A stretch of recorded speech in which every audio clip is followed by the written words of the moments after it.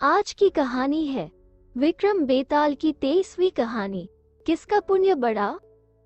रात के अंधेरे और घने जंगल में कुछ देर भटकने के बाद राजा विक्रमादित्य ने फिर से बेताल को अपनी पकड़ में ले लिया। बेताल ने हर बार की तरह कहानी सुनाने और सवालों का सिलसिला जारी रखा।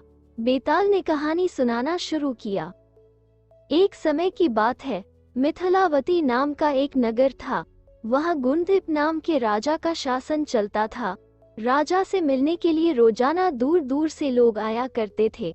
एक बार उनसे मिलने और उनकी सेवा करने के लिए किसी राज्य से एक युवक आया। युवक ने राजा से मिलने की बहुत कोशिश की, लेकिन वो राजा से मिल नहीं पाया। अपने साथ युवक जो भी सामान लाया था वो सब भी खत्म हो गया था। एक दिन की बात है, जब राजा शिकार के लिए जंगल जाते हैं, युवक भी उनके पीछे पीछे चला जाता है। जंगल इतना घना था कि राजा से उनके नौकर चाकर बिछड़ जाते हैं। बस राजा और युवक साथ रह जाते हैं। जब राजा जंगल की ओर आगे बढ़ने लगते हैं तो युवक उन्हें रोकता है।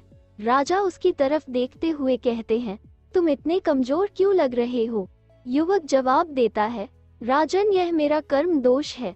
मैं कई राजाओं के पास रहा हूँ जो हजारों लोगों को पालता है, लेकिन उनकी नजर कभी मुझ पर नहीं पड़ी।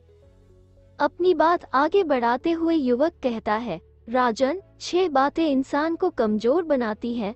गलत व्यक्ति से प्रेम, बिना कारण हंसना, स्त्री से बहस करना, बुरे स्वामी के लिए काम करना, गधे पर सवारी और संस्कृत के बिना भाषा। इसके अलावा 5 चीजें आयु, कर्म, धन, विद्या और यश व्यक्ति के जन्म के साथ ही विधाता उनके नसीब में लिख देता है। जब तक कोई पुण्य करता है तब तक उसके पास सेवन करने के लिए बहुत से दास होते हैं। जब पुण्य कम हो जाता है तो भाई ही भाई का दुश्मन बन जाता है। लेकिन राजन, स्वामी की सेवा का फल किसी न किसी दिन जरूर मिलता है। युवक की इन बातों का राजा पर बहुत असर हुआ। थोड़ी देर बाद दोनों नगर को लौट आए। राजा उस युवक को नौकरी पर रख लेते हैं। कुछ दिन बाद युवक किस काम से बाहर जाता है। उसे रास्ते में एक मंदिर दिखाई देता है। वो अंदर जाता है और वहां स्थापित देवी की पूजा करता है। फिर वह बाहर आता है तो उसे वहां एक सुंदर स्त्री दिखाई देती है। युवक उस स्त्री पर मोहित हो जाता है। वो स्त्री युवक से कहती है, तुम पहले इस कुंड के पानी से स्नान करो, फिर तुम जो कहोगे वो मैं करूंगी। स्त्री की बातें सुनकर युवक कुंड में उतरकर गोता लगाता है। गोता लगाते ही वो अपने नगर पहुंच जाता है। फिर वह राजा से मिलकर सारी बात बताता है।